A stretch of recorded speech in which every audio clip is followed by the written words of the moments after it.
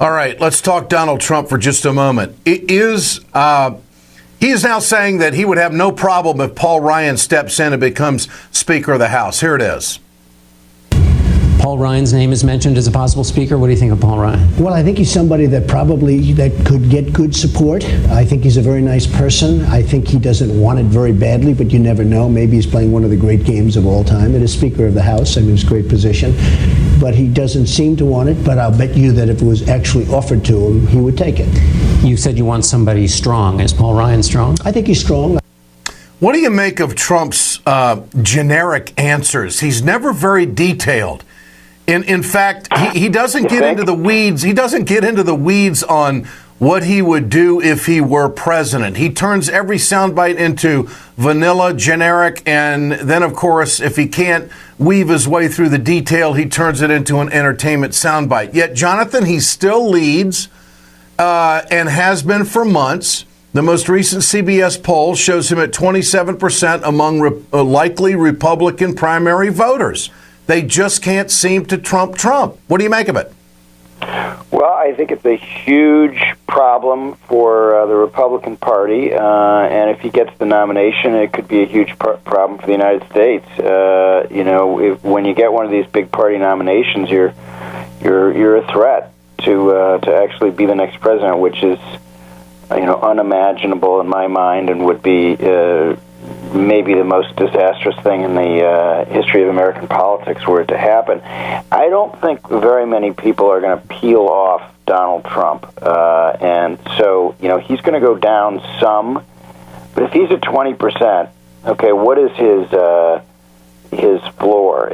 I'm just guessing here because we're in uncharted territory, and the pundits, including me, we've been totally wrong about this guy. But I think there's got to be a hardcore 15%, maybe 20%, but at least 15% of Republicans who he could say anything. He could hang his, butt outside Macy's window and still keep their vote, right?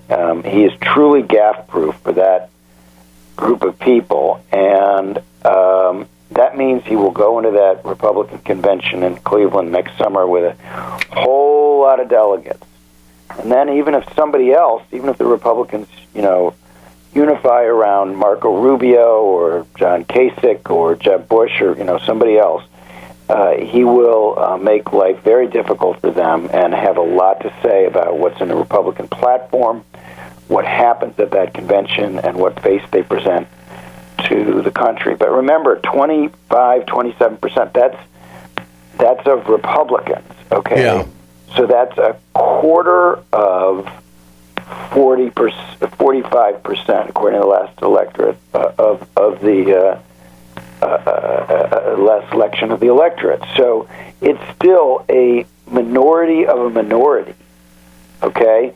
So this idea that, everybody in America or large chunks of America like Trump is not right. He's got about 25% of Americans, at best, who like him, and the other 75% can't stand him. Well, he's much broader than the Republicans. I spoke with a union head last week who said one of the scary things is if you polled our people right now, about a third of our union workers would go with Trump.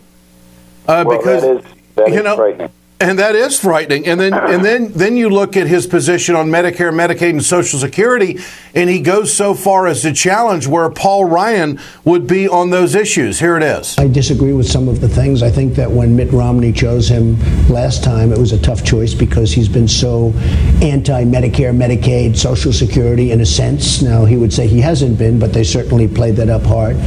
And that was a disastrous campaign for a lot of reasons. But Paul Ryan's a good man. I know him very little, but I think he's a very good person. So you'd be okay with... Okay, good person. We got all that. But the fact is that Donald Trump has said that he would not dismantle and privatize Social Security. He's even gone so far as to health care for all, and he'd have a better plan than Obamacare. Look, this is conversation that the Republicans view as toxic. They won't even go in those arenas. What do you make? Well, this is what to me is so interesting, and the sort of positive side of Trump is that he is touching that third rail when it comes to Republican orthodoxy, right? So that party has had this problem for many years where they believe things that the American public find repugnant, like, well, let's slash, Medicare and Social Security. And Trump, being a demagogue, he understands how you have to get right with the public on core issues like that. Sure. And I think that would also apply to his views on trade, where he has a view that's going to be very popular with a lot of union members. He actually called for a trade war. He used that word war. You and I disagree some on this issue, Ed. I mean, I think for us to put up all kinds of protectionist barriers and have a trade war with our allies, whatever one thinks of the trade deal, would be disastrous and would cost us a lot of jobs. A lot of people in this country, including a lot of your listeners, work in companies that sell a lot abroad, and so if we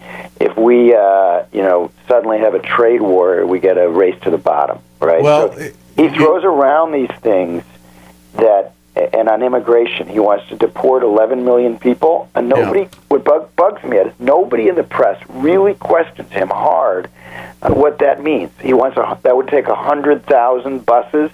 Do you want to go house to house? How else are you going to round everybody up? Get them out of there. How about if a kid has been born here and is not to be deported, grabbing the legs of their mothers and fathers as they're pulled away by the cops?